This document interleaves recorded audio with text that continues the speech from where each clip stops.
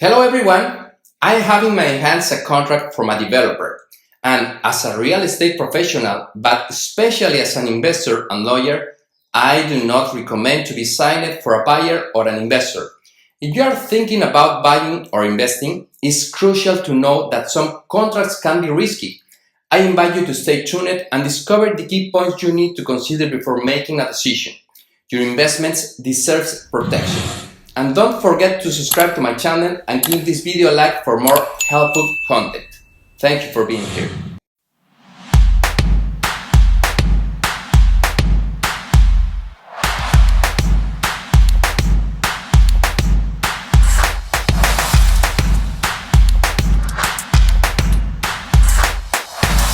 Welcome back to this video. As I told you in the presentation, we are going to analyze a contract that, since my point of view as a real estate professional, but most of all as a lawyer and investor, you should not sign a kind of contract like this, okay? Because it's very risky, since my point of view. Let's start reading. I'm going to try to translate the possible of this contract, because some phrases obviously cannot be translated literally, but I will do my best. You are going to understand the main thing in this contract. Okay, I start reading. The contract is in Spanish, and it says, Contrato de compraventa con reserva de dominio. That it is like a contract keeping the ownership. And in this kind of contract, this contract is for buying land. It's very normal that if it is going to be in payments, obviously the owner or the seller is going to keep the ownership. That is completely normal. There is no problem with that. But next to this thing or these words says sujeto a condición suspensiva, or subject to suspensive condition, or there is going to be a clause where it's a suspensive condition. When you read or listen that the contract is with suspensive condition, it's the first red light or the red flag that can tell you that it's a risky contract, okay? Then after that, the title of the contract, we are going to go to the main thing, okay?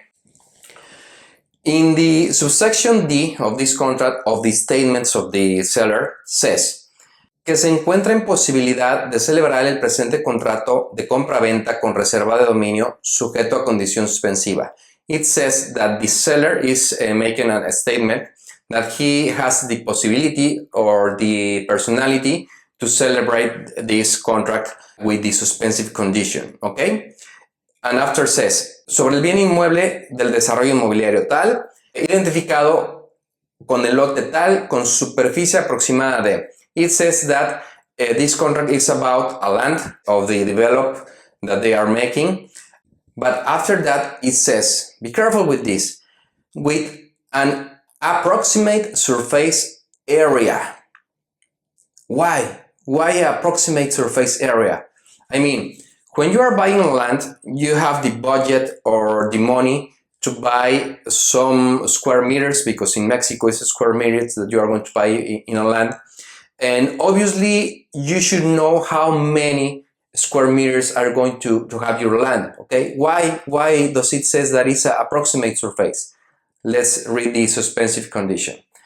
In the subsection E, it says que como consecuencia de una probable y futura modificación del proyecto o del desarrollo, that in consequence of a very probable and future modification of the project of the developer, and this modification could be because the developer wants to do it, or maybe because the government doesn't give the license that they need to build this kind of develop, okay? After says that in the consequence of this future modification, the location, measures, and let me see which word is this. Yes, it's the location, surface area, measurements and boundaries of the property, and also the routes, roads, and access to the real estate development may vary, okay? Let me translate. So because of that, the real estate development may suffer damage.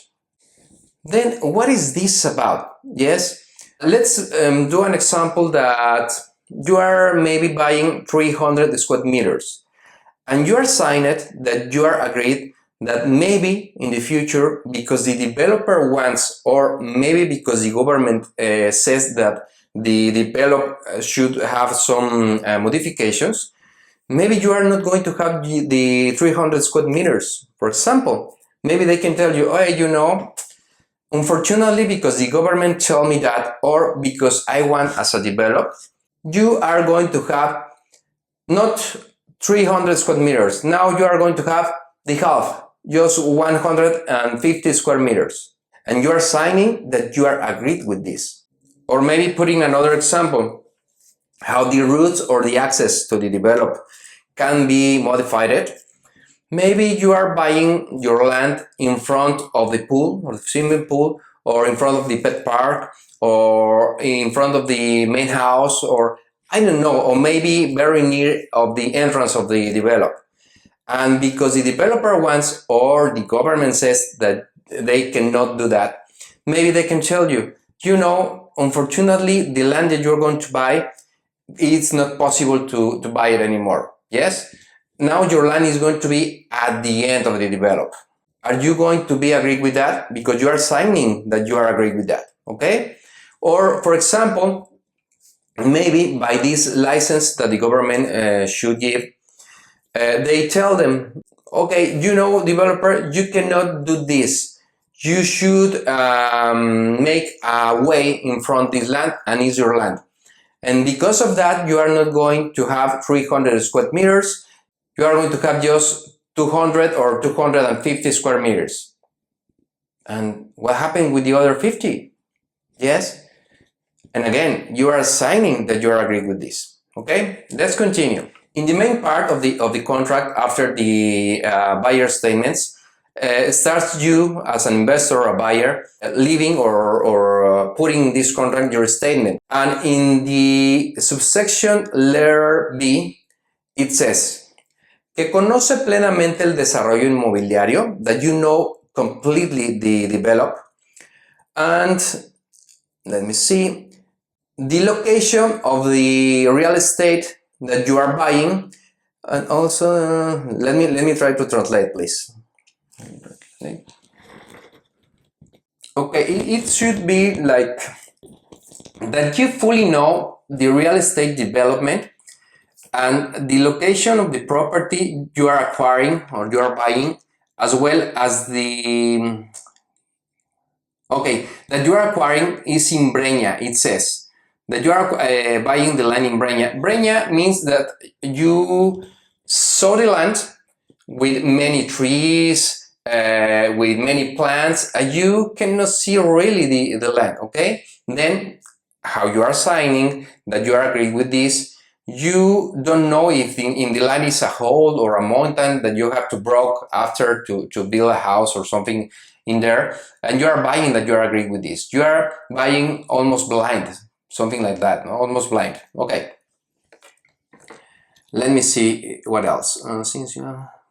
Okay, it also says that since you have visited it, you inspected it with complete freedom, and because of that, there is not an observation of the conditions that you are buying or that you found the land. And it's the reason because you want to buy the land. Again, it says, yes, in the end of the terms, that you are buying and that you are agreed with all of the land here. And you are agreed to buy a land with the future condition that maybe you are going to have the square meters that you wanted to buy, okay? But that is not all. Let's put another example that, from my point of view, is worse than the others. Let's see that the developer tells you in the future, oh, do you remember that you are going to buy 300 square meters?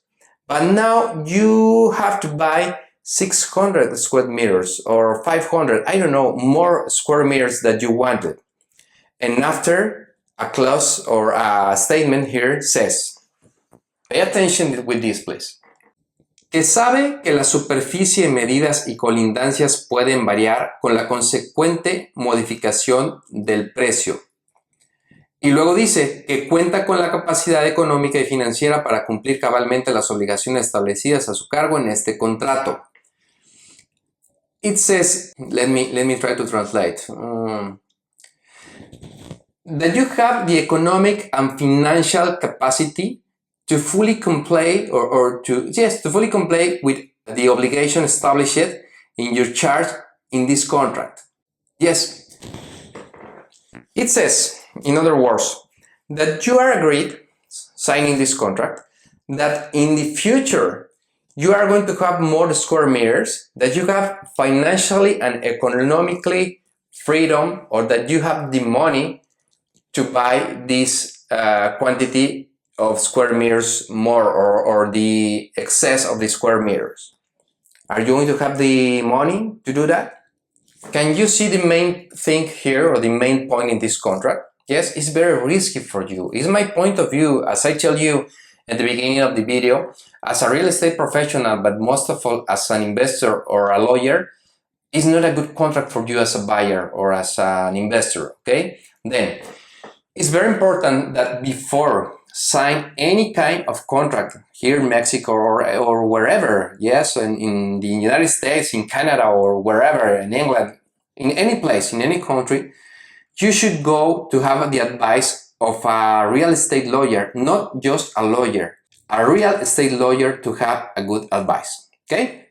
Thank you very much for your time in this video. If you like this information or this video, please subscribe to my channel and give a like.